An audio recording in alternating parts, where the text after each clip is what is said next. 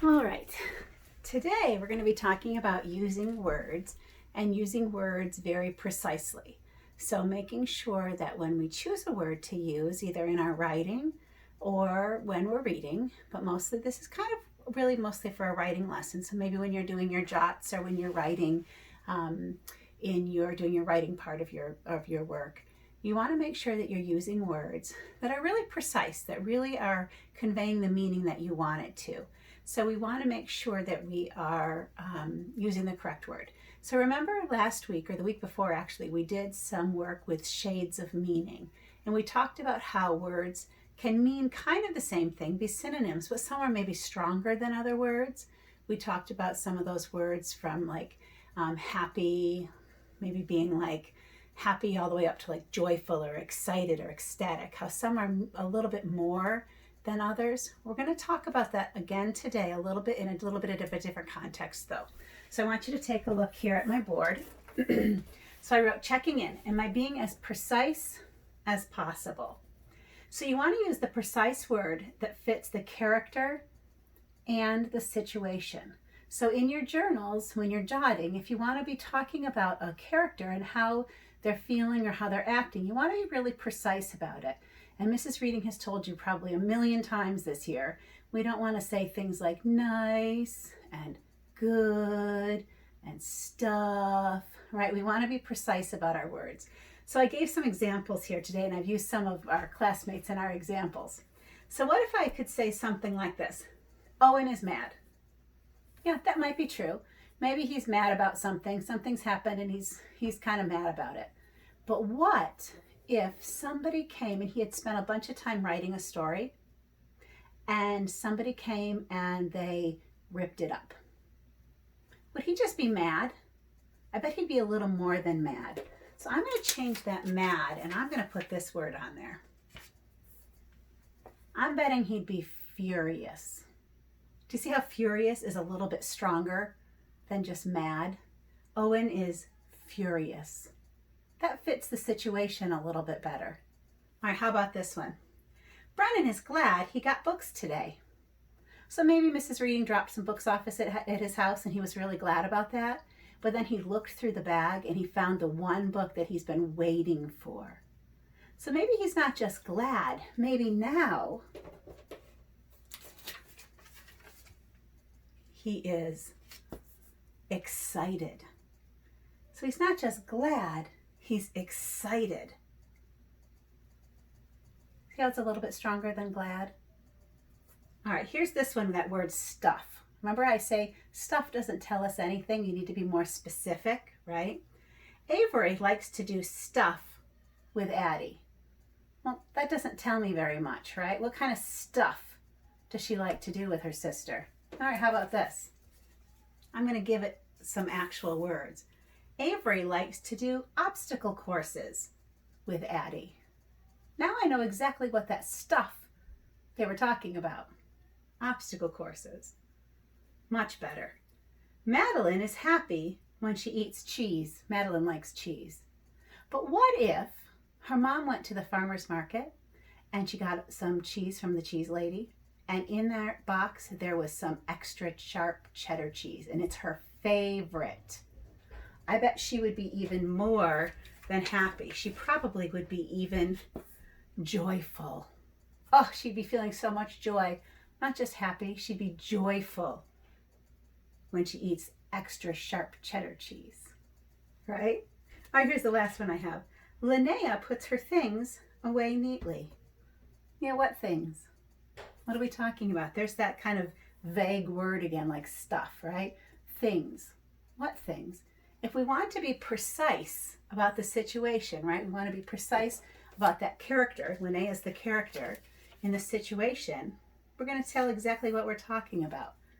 Linnea puts her toys and clothes away neatly. So that tells me a lot more clearly what's happening in that situation.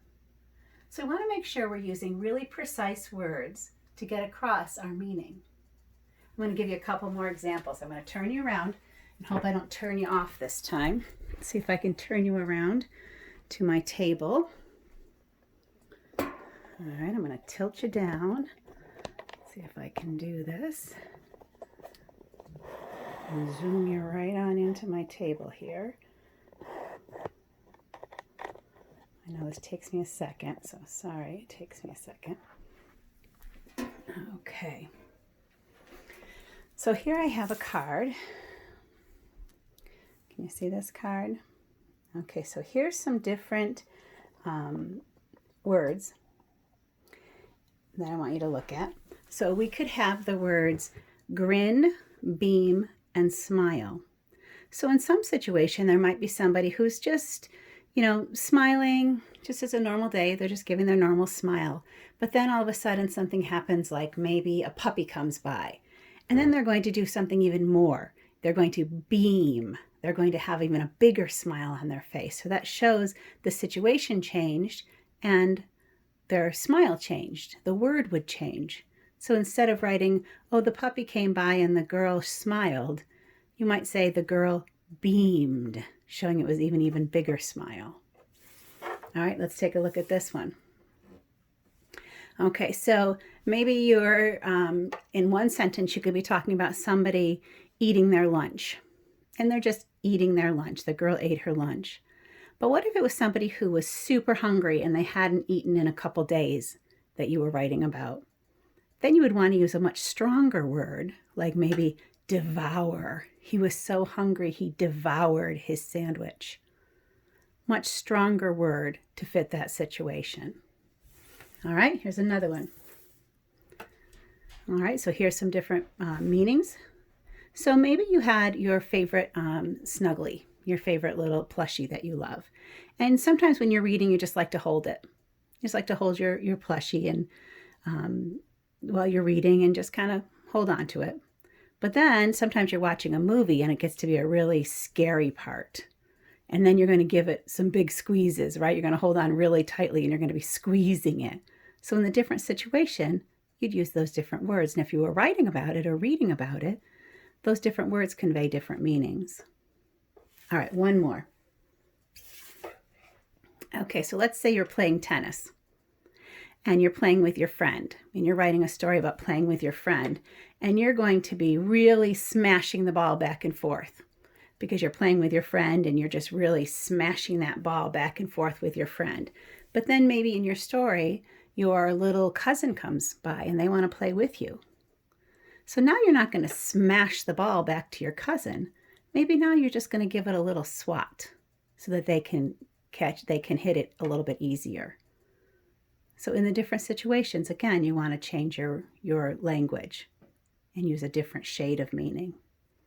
All right, so that's what we're going to be working on, and that's what's going to be on IXL this week. So let me show you your IXL for this week. For today, it's going to be T2, and it's going to be the same kind of an idea. So what's going to happen is they're going to give you one sentence and they're going to give you one situation. So here it says, he turned away from them, buried his face in his sleeve, and began to cry. So our word here is cry. But then they're going to change the situation on you a little bit. And it says, revise the sentence to show that he cried loudly. So now if he's not just crying, but he's crying loudly, what kind of word would we use for that? He turned away from them, buried his face in his sleeve, and began to sniffle, tear up, or sob. What would we say for cry loudly? Right? So even stronger than cry would probably be sob. Let's see what it says. You're going to hit submit down here at the bottom, and it's correct. So they're going to give you one. They're going to tell you how they want you to change it. So from drawing, they're going to tell you how they're going to want you to change it, and then give you 3 options, and you'll hit submit down at the bottom. All right, so that's what you're going to do for IXL today. All right? All right, guys, I will see you tomorrow. Have a great day.